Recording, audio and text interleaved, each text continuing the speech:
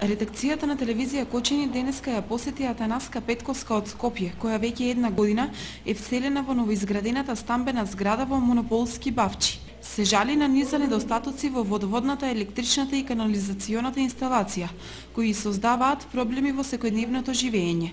Купатилото, кабелот на котелот за парно грејење е прекинат.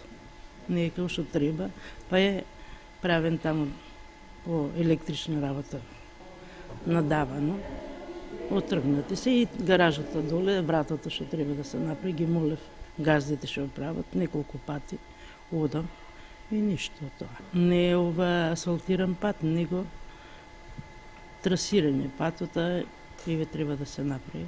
Ништо.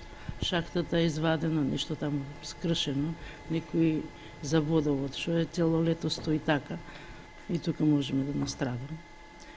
Одводот на фекалните води заврна еден дожд, се наполнија гаражите, дури и во ова ќе влезеа подрумите, вадевме вода. Некоја помпа таму што треба, немам на прилазот.